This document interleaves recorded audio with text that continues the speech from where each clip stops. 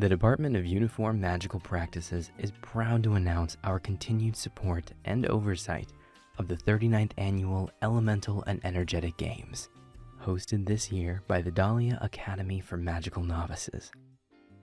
Hi there, I'm your host, Eric.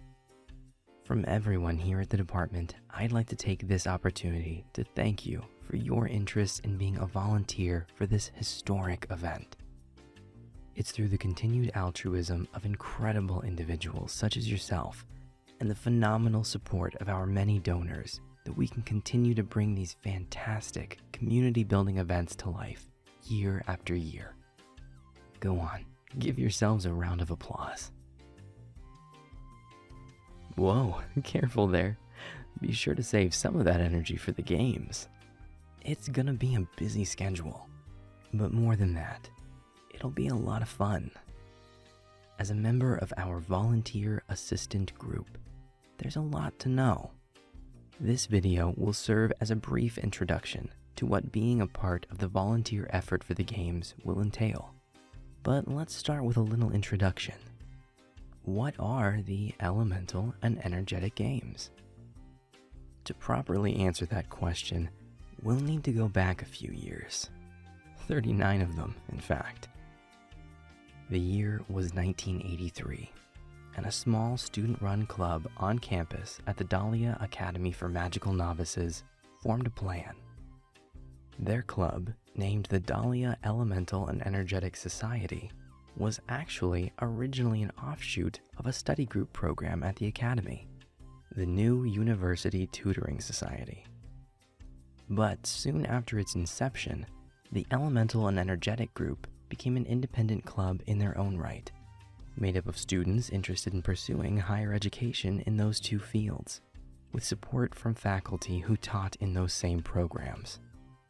By 1983, DEES had already cemented itself as a cultural institution at the Academy, and that year, as part of their drive to increase interest in the Elemental and Energetic course programs at the Academy, they organized the first annual Elemental and Energetic Games, a series of competitive challenges designed to exemplify the depth and breadth of these diverse fields of magic by highlighting the abilities of the top students in those realms of study.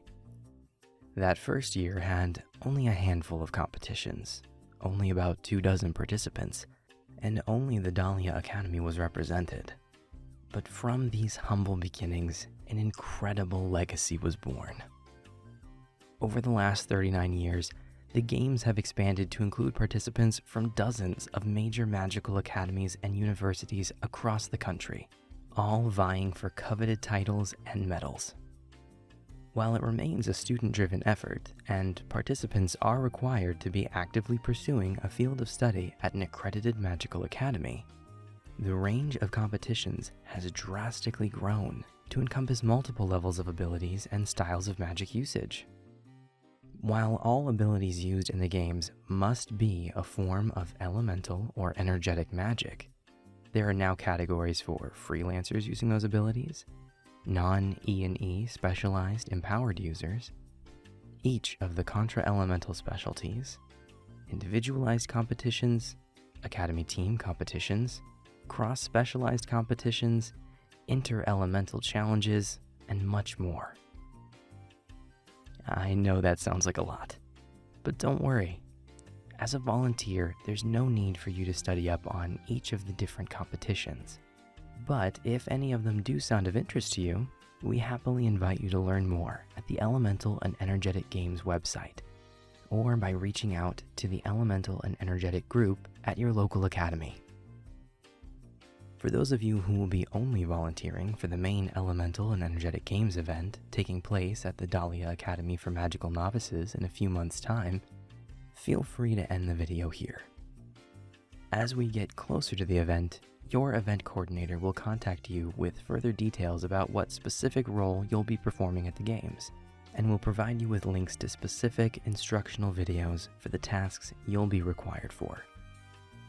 To save time at check-in, consider pre-registering at the Elemental and Energetic Games website by filling out a digital copy of our IU-69 form and uploading the required photos of your preferred form of department-issued identification.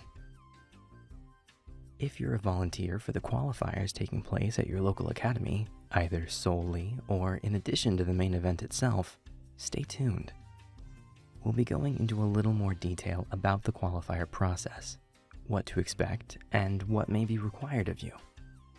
If at any point in these instructional videos you have any questions, please feel free to direct them to the local event coordinator whom you report to. They should have all the answers you need. Still around?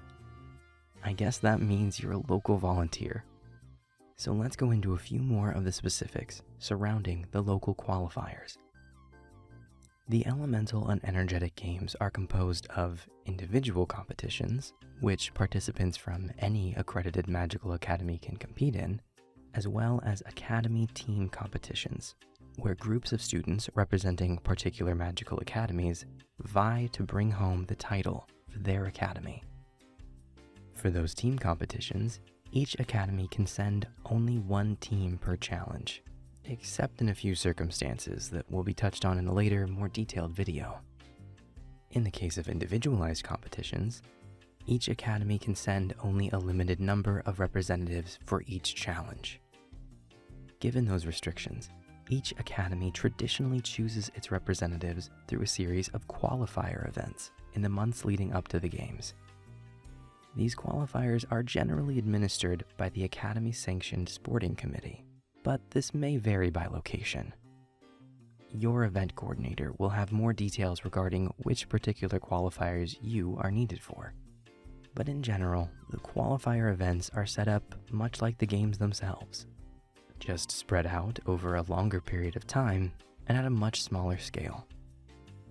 Larger academies may have multiple qualifier events to tailor down their list of representatives based on the size of the participant pool. Again, your event coordinator will be able to tell you the specific circumstances of your academy's qualifiers. They should be in contact with you soon, with links to more informative videos on the particular duties expected of you at the event. And hey, you might just see a familiar face when you get to those videos.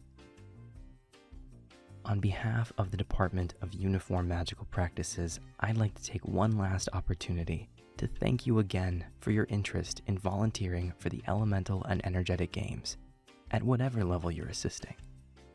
We couldn't do it without you. Thank you for helping to keep the spirit of friendly competition and continued study alive. Let's make this 39th Elemental and Energetic Games the best one yet. With help from amazing volunteers like you, I'm sure we'll do just that. Thanks again.